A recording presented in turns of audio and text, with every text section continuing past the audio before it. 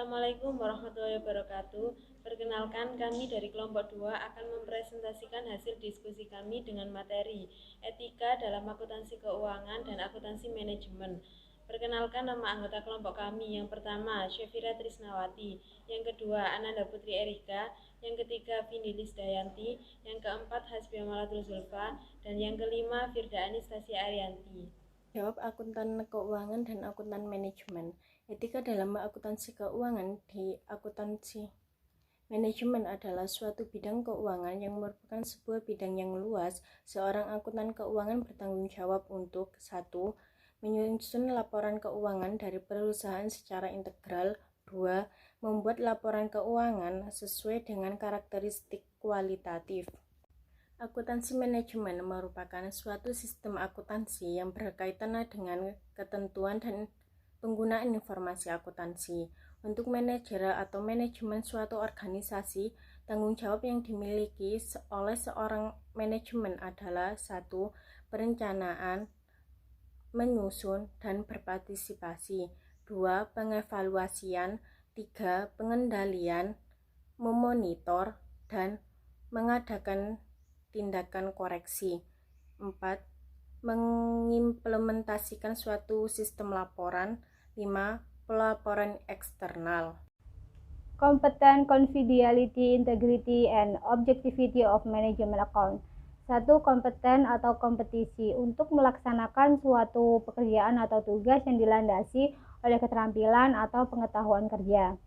Praktisi akuntansi manajemen dan manajemen keuangan memiliki tanggung jawab untuk menjaga tingkat kompetensi profesional, melakukan tugas sesuai dengan hukum, dan mampu menyiapkan laporan yang lengkap.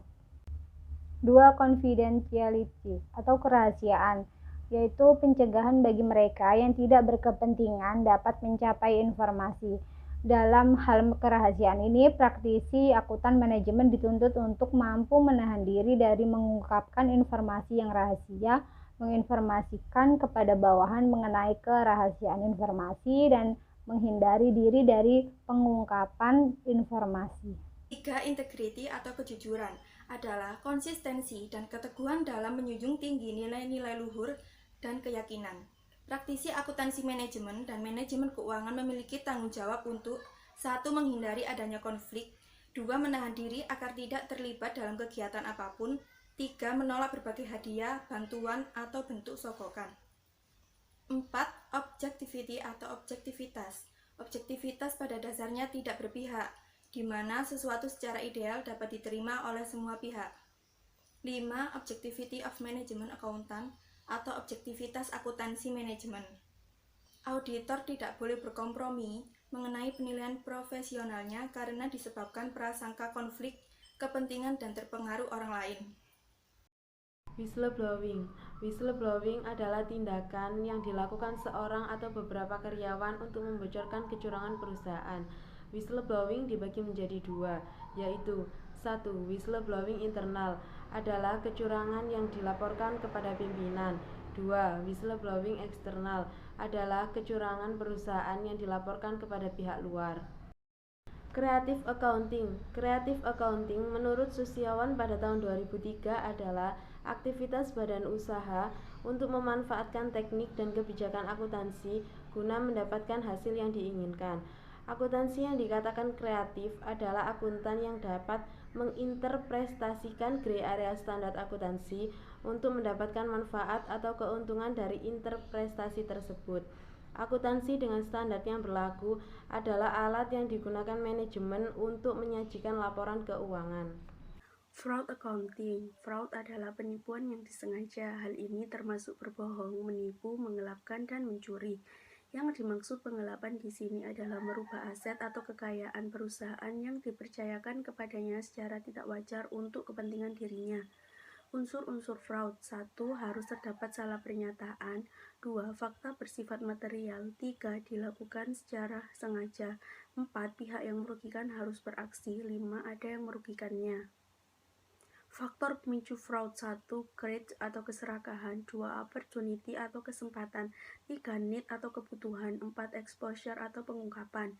Pelaku dari fraud diklasifikasikan ke dalam 2 kelompok. 1. Manajemen, 2. Karyawan atau pegawai. Pencegahan kecurangan. 1. Membangun struktur pengendalian intern yang baik. 2. Mengefektifkan aktivitas pengendalian. 3. Meningkatkan kultur organisasi. 4. Mengefektifkan fungsi internal audit. 5. Menciptakan struktur pengajian. Contoh kasus etika dalam akuntansi keuangan dan akuntansi manajemen. 9 KAP yang diduga melakukan koalisasi dengan kliennya. Jakarta, 19 April 2001. Indonesia Corruption Watch atau ICW meminta pihak kepolisian mengusut 9 kantor akuntan publik yang berdasarkan laporan Badan Pengawasan Keuangan, dana penggunaan diduga telah melakukan kolusi dengan pihak bank yang pernah diauditnya antaranya tahun 1995 sampai 1997. Koordinator ICW, Teten Wasduki, kepada wartawan di Jakarta, Kamis, mengungkapkan, berdasarkan temuan BPKP, 9 dari 10 KAP yang melakukan audit terhadap sekitar 36 bermasalah ternyata tidak melakukan pemeriksaan sesuai dengan standar bank. Sekian presentasi dari kelompok kami. Mohon maaf jika ada kekurangan dan kelebihan. Terima kasih. Wassalamualaikum warahmatullahi wabarakatuh.